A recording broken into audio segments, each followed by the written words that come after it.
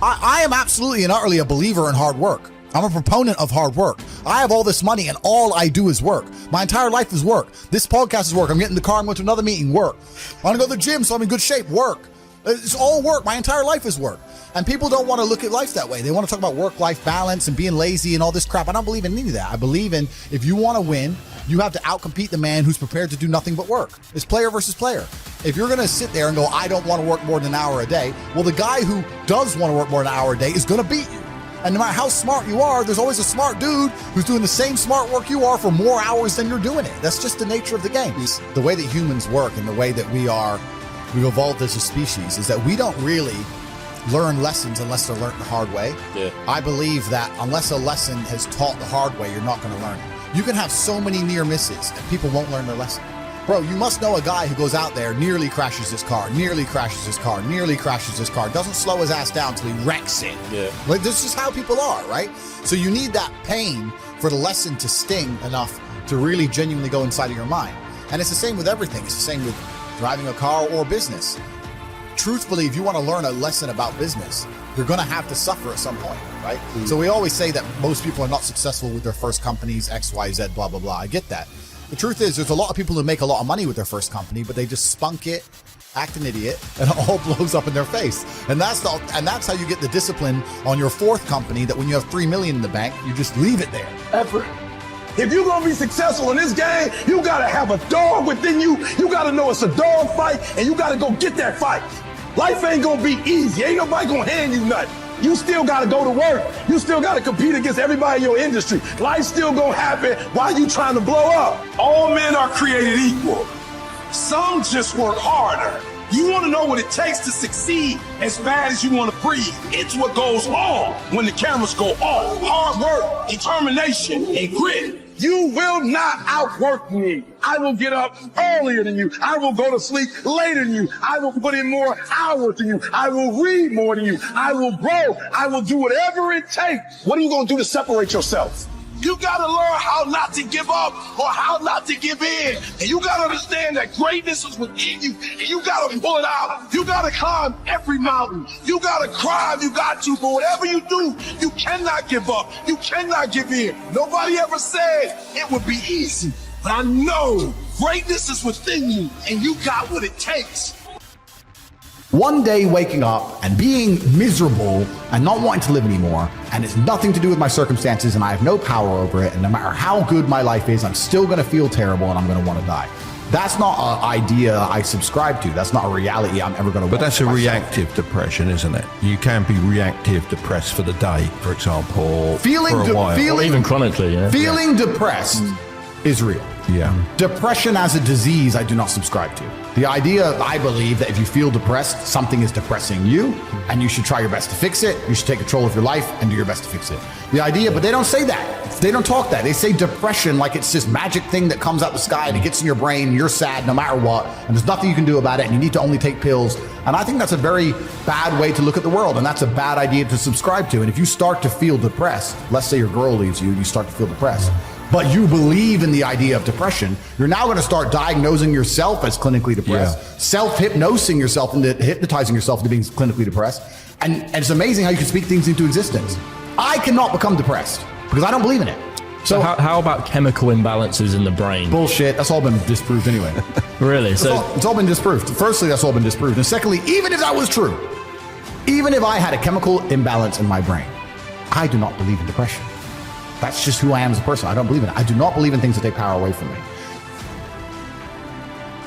People have this reoccurring nightmare that there's something, some force that's got a hold of them and it's holding them down and they can't break free. No matter what they do, they can't breathe free from that force. Well, I'm here to tell you that that thing in your nightmare, that thing that's holding you back, that thing that's dragging you down, that thing is you. There are two fundamental attitudes toward life, and it sorrows those with the first attitude, blaming the world those with the second as what they could do differently. It's much easier and much more gratifying to your basest desires to blame someone else for your misery.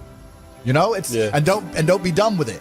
So you need to go through some pain. You need to experience some negative things. You need to have to a degree some trauma to really even learn any lessons. So Yeah, business studies, you're right. The book, that's not going to teach you anything about business. You need to get out there on the streets. You need to make mistakes. You need to suffer. You need to have the tax man knocking at your door. You got to deal with all that stuff so that you make sure it doesn't happen again. I really think that humans are stupid enough to only learn the hard way. And life really doesn't have to be that complicated. When you see somebody that has something you want, you just got to try and work out how they got it. Yeah. And that's the missing part. Most people see people with things they want, and they don't do the second half. They don't try and work out how they got that thing. Oh, my man has a Ferrari. Okay. I wish I had a Ferrari. Okay. They don't sit there and go for an hour. How did he get a Ferrari? It doesn't cross that part is the part they don't want to do, right? They just go, oh, he has a Ferrari. Wish I had a Ferrari. And they go back to TV. Yeah. And that's why they lose. It's player versus player out here, man. It's on the street. It's not easy. For every dollar you make, for every pound you take, you took it from someone else. You don't make money. You take money. People don't understand the way that money works. You're not the Federal Reserve. You can't create money from thin air. Every single pound in your bank is money you took from someone else. And when I say take, I don't mean it in a negative way. You might have convinced them to give it to you. You might have a coffee shop. I'll give you a nice coffee. You'll give me some money. Cool. But you still took his money, right? So if you're out here trying to take stuff from other people, don't you want to have a team? You want to do it by yourself? You want to be Rambo? Because if you get two of you doing it. You get two of you. That's right. So the whole idea of this lone soldier, this Rambo, I'll do it all by myself, that's all dead, bro. You need to have a team. It's player versus player. And for the same reason, if you were out here on the street and you want to defend yourself, you want your boys around you, it's the same thing with trying to get rich.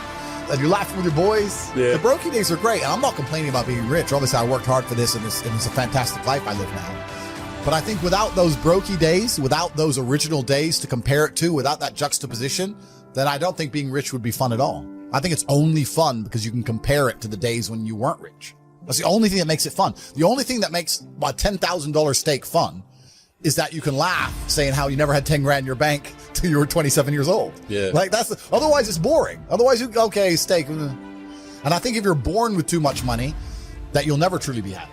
I think you need the brokey days. They're the best days. They're the best days.